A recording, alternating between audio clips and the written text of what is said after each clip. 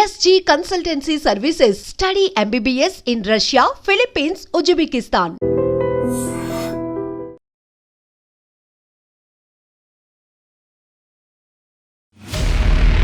అలాంటి ముసలి అర్ధరాత్రి వేళ ఒక పల్లెలో ప్రత్యక్షమైంది.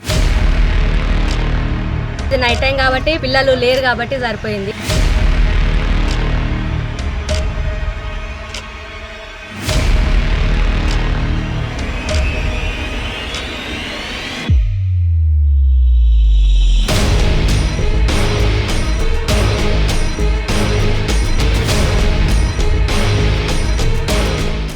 ముసలి ఈ యొక్క ప్రాణి పేరు వింటేనే ప్రతి ఒక్కరి వెన్నులో వణుకు పుడుతుంది. ఈ ముసలి నీళ్ళల్లో ఉంటే ఏనుగునైనా మట్టి కరిపిస్తుంది అనేది అందరికీ తెలిసిన విషయమే. అయితే అలాంటి ముసలి అర్ధరాత్రి వేళ ఒక పల్లెలో ప్రత్యక్షమైంది. అది జనసంచారం ఉన్నటువంటి కాలనీలోకి ప్రవేశించింది.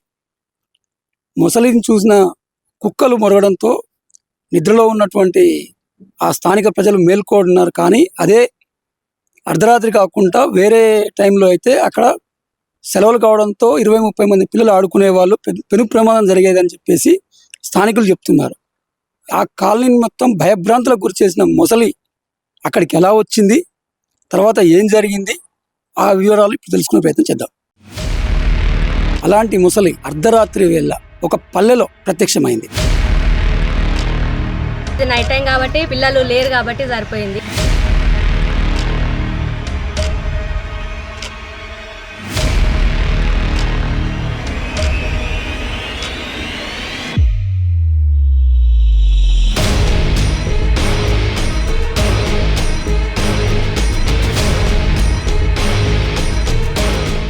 తెలంగాణ రాష్ట్రం జోగులాంబ గద్వాల జిల్లా కేంద్రంలోని అమాలి కాలనీలో అర్ధరాత్రి ముసలి కలకలం సృష్టించింది. అందరూ నిద్రలో ఉండగా అమాలి కాలనీ మధ్యలోకి ముసలి ప్రత్యక్షమైంది. పెద్ద ఎత్తున కుక్కలు అరవడంతో కాలనీకి సంబంధించిన ఓ వ్యక్తి నిద్ర నుండి మేల్కొని చూడగా కాలనీ రోడ్డుపై ముసలి కనిపించడంతో ఆ వ్యక్తి భయాందోళనకు గురయ్యాడు. వెంటనే చుట్టుపక్కల ఇళ్లలో కాలనీ వాసులకు సమాచారం అందించడంతో అందరూ కలిసి ముసలిని తాళ్లతో బంధించారు. అర్ధరాత్రి కావడంతో ఎలాంటి ప్రమాదం జరగలేదని కాలనీ వాసులు అంటున్నారు. ఈ కాలనీలో నిత్యం 20-30 మంది పిల్లలు ఇక్కడే ఆడుకుంటూ ఉంటారు. పిల్లలున్న సమయంలో ముసలికి అక్కడ వచ్చుంటే పెద్ద ప్రమాదం జరిగి ఉండేదని కాలనీ వాసులు వాపోతున్నారు. అమాలి కాలనీకి సమీపంలో జూరాల ప్రాజెక్టు కుడికాలో ఉందని, ఆ కాలం నుండే ముసలి వచ్చినట్లు కాలనీ వాసులు అంటున్నారు.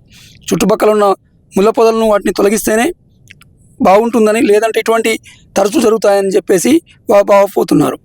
ఏది ఏమైనప్పటికీ ముసలి జనసంచారం లేనప్పుడు అర్ధరాత్రి సమయంలో రాబట్టి ప్రమాదం తప్పిందని చెప్పేసి స్థానికులు చర్చించుకుంటున్నారు. నా పేరు హేమాంబిక, మేము ఇక్కడే ఉంటాము. అయితే నైట్ 1:30 ఆ టైంలో ఇక్కడే మా ఇంటి దగ్గర వీళ్ళ ఇంటి దగ్గరికి వచ్చిందనమాట. ముసలి వచ్చింది. అయితే కుక్కల అరుపుకి అక్క వాళ్ళ బాబు వచ్చేసి, బాలు అనే అబ్బాయి వచ్చి బయటకు వచ్చి చూస్తే అది ముసలి కనిపించేసరికి పోయి లోపల అంకుల్ని పిలిచిండు. వచ్చి చూసి తర్వాత ఇక్కడే ఎదురుగా అన్న వాళ్ళకి మా ఆయనకి వీళ్ళకి కాల్ చేస్తే వచ్చి సురేష్ అంకుల్ వీళ్ళందరూ కలిసి అది బాగా వైల్డ్గా రియాక్ట్ అవుతుంది అనమాట. చాలా ట్రై చేసిండు. ఫారెస్ట్ ఆఫీసర్ వాళ్ళకి కాల్ చేస్తే మేము మార్నింగ్ వస్తాము, అంతవరకు దాన్ని కట్టిపెట్టి ఉంచండి అని చెప్తే ఇంకా వీళ్ళు ట్రై చేసిండ్రు, మస్తు ట్రై చేసినారు అన్న వాళ్ళు అందరు కలిసి ఇక్కడ ఉన్న వాళ్ళు. అయితే బాగా సతాయించి మొత్తానికైతే కట్టేసిండ్రు. ఏమంటే అది నైట్ టైం కాబట్టి పిల్లలు లేరు కాబట్టి సరిపోయింది. అదే డే టైం అంటే కష్టం కదా. ఇక్కడ దగ్గర చాలామంది, దాదాపు ఒక 15 మంది 20 మంది పిల్లల దాకా ఆడుకుంటూ ఉంటారు. ఇవి హాలిడేస్ కాబట్టి ఇంకా ఇంటి దగ్గరే ఉంటారు, ఆడుకుంటుంటారు. ఇక్కడ చుట్టుపక్కల బాగా చెట్లు అవన్నీ చాలా ఎక్కువ ఉన్నాయి. నైట్ టైమ్స్ కూడా స్ట్రీట్ లైట్స్ ఉండట్లేదు కాబట్టి చాలా తక్కువ. ఇవి కూడా ఓన్గా వేయించుకున్నారు. కొద్దిగా అంతా మొత్తం చెట్లు మొత్తం క్లీన్ చేయించి నీట్గా చేస్తే మంచిగా ఉంటుంది. స్ట్రీట్ లైట్స్ కూడా అక్కడక్కడ కొద్దిగా పెడితే బెటర్. ఎందుకంటే పిల్లలకైనా పెద్దవాళ్ళకైనా ఎవరికైనా ప్రాబ్లమ్. ఇట్లా ముసళ్ళు కానీ ఇట్లా ఏ వచ్చినా కూడా ఇబ్బందే కదా. పాములు కూడా చాలా ఎక్కువ ఉంటాయి జనరల్గానే. అవి ఇంకా మేము రెగ్యులర్గా చూసి దాంట్లతో ఏదోటి ఇబ్బంది ఉన్నా మేము పడుతున్నాము. ఇంకా మళ్ళీ ఇప్పుడు ముసళ్ళు ఇట్లాంటివి అంటే చిన్నపిల్లలతోటి కష్టం కదా, వాళ్ళకి తెలియదు కదా అట్లా అన్నట్టు. కాబట్టి కొంచెము మళ్ళీ నెక్స్ట్ ఇట్లాంటివి రిపీట్ కాకుండా కొద్దిగా అంత చుట్టుపక్కల క్లీన్ చేయించి ఏమైనా స్ట్రీట్ లైట్స్ అట్లాంటివి పెడతారని అనుకుంటున్నాను. అలాంటి ముసలి అర్ధరాత్రి వేళ ఒక పల్లెలో ప్రత్యక్షమైంది. నైట్ టైం కాబట్టి పిల్లలు లేరు కాబట్టి సరిపోయింది.